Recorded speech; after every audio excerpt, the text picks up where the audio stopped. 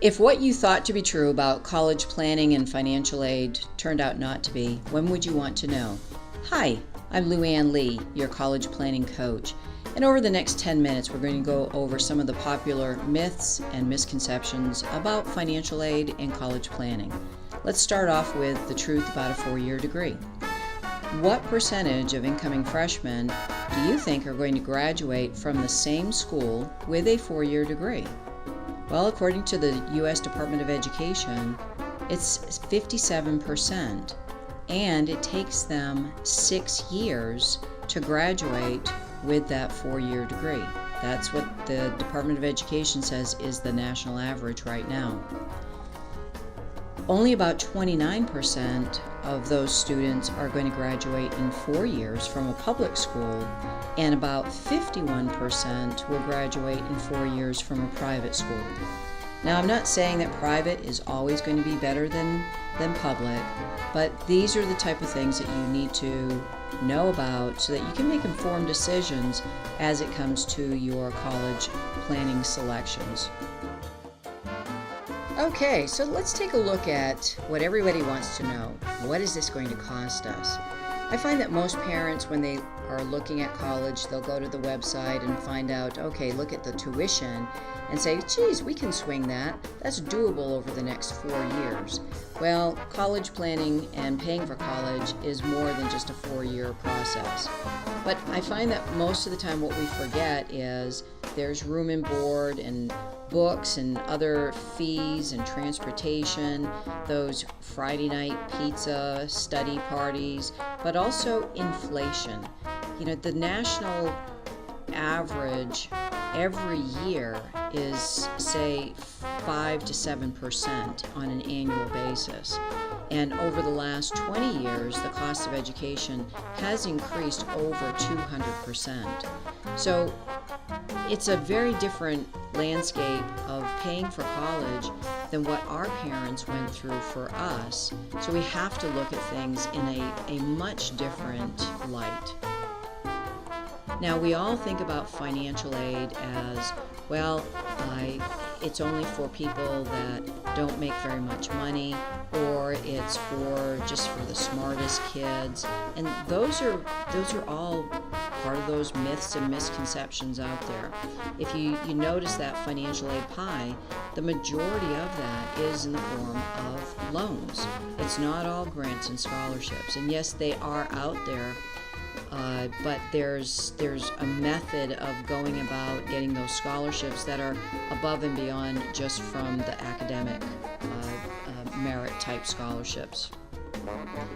So let's take a look at how we're going to pay for college in a most efficient manner. Kind of like paying for college wholesale rather than retail. And we'll go over a formula that once you understand this formula, it's going to be worth it for you to still stick with us for the next 5 minutes. And once you get this formula down, it's going to make a world of difference on your school selection and your overpaying at any college. So we'll take a look at and compare two different colleges. College A with a cost of attendance of $35,000 and College B with a cost of attendance of $18,000. And before we go any further, just want to let you parents know that this is per year. And I know, Dad, you just fell out of your chair and you're telling your son John, hey, John, forget about College A, we just can't afford that. But remember, stick with me here for the next few minutes because you'll look at things in a different light. Because we're not looking at the sticker price, we're looking at the true out-of-pocket expense. So if you notice the family has an EFC of $12,000, what that means is that you filed the FAFSA, which is the free application for federal student aid, and it came up with the calculation that you're expected to pay $12,000 out of pocket before any financial aid is considered. And of course, every family's numbers are different. Now, when we go to compare, you see there's a bunch of numbers up there, but just pay attention to this formula. You take the cost of attendance minus your EFC, and that's going to equal the need or the gap. Now, every school is going to address that need or gap individually. Some will meet it at 100%, some will meet it at 50%, or somewhere in between, or maybe even zero.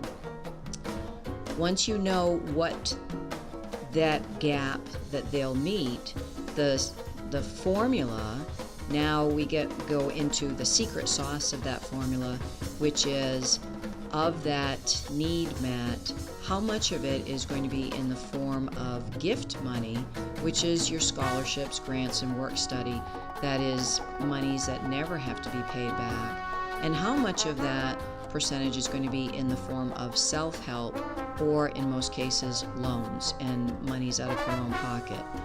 Once you understand that formula, you'll know the schools that you apply to are going to be schools that you'll be able to afford once you get those financial aid letters.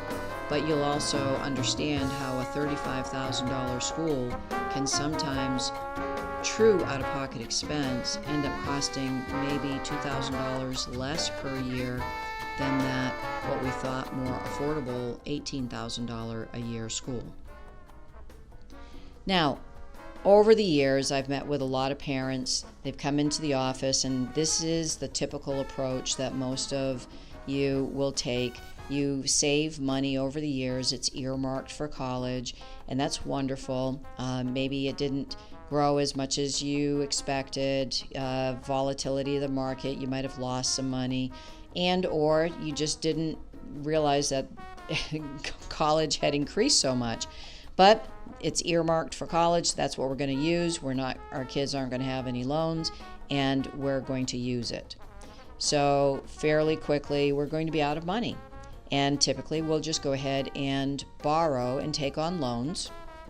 And we didn't take into consideration how the impact on our budget that's going to be.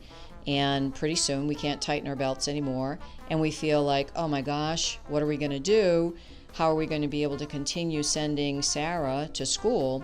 We need some help. And so they'll come in and say, Luann, can you help us? We feel like such losers as parents because of this. Well, first off, nobody's a loser. We're just all very misinformed. And typically I'll tell them, I wish I had met you maybe 3, 4, 5 years or more before, because I would have set you up with what I call the correct college plan, the SMART approach, which really is kind of like going back to kindergarten and as easy as relearning your ABCs. So A is apply for financial aid. Even if you are Bill Gates kind of income, you apply for financial aid. Now B, become cash flow efficient. What does that mean? Well, maybe you have to look at your spending habits and not go out to dinner so much per week, or not have 5 cell phone plans, or maybe this is not the time to be overfunding your retirement plan, especially if your employer isn't matching, or trying to pay your mortgage down so quickly. It's just, this is a special time in your life. It's the most expensive short-term time in your life, so you have to look at things a little bit differently as far as your cash flow. Then we look at credit. And yes, there will be some strategic borrowing that will be put into place so that, say, you can borrow at 0% interest, and even if you only earn 1% guaranteed, that's still going to be more money in your pocket at the end of the day. So if we do what we need to do with our ABCs, by the time we get to D, as far as depleting our assets, we might not have to deplete them all for overpaying for college, and we might have some money left over for that, maybe that boat that we've always dreamed about, or more money for our retirement plans. Now, the most costly assumptions for financial aid, once again, we make too much money. Remember, A, everybody needs to apply for financial aid. Doesn't matter how much or how little you make. It has nothing to do with grades, whether how low the grades are, or even if you've got a child who has a 4.2 GPA. I've seen those students not receive any financial aid or even scholarships or grants. Now, it has nothing to do with the equity, lack of, or if your home is paid off. A lot of people make the common assumption that we have a ton of debt, so we're going to get as much financial aid as we need? Well, just remember, most financial aid comes in the form of loans. And we think that, well, we're not going to declare our children on our tax return anymore, so they're going to be independent, they'll get preferential pricing. It really doesn't work that way. They have to be at least 24 years of age before they're going to be considered independent. So we've very quickly gone through what we typically will go through in an hour and 15-minute workshop. I do those workshops either at my office or maybe at your school, over at your church, for your youth group.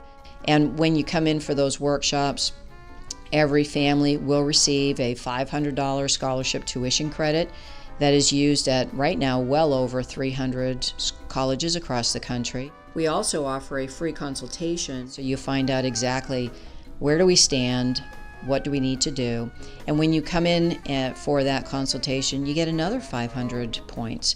So it doesn't cost you anything. Take advantage of it. So why don't you give us a call today, 703-928-9036, or go on back over to our website, register for one of our upcoming workshops, or call to come in for a follow-up consultation.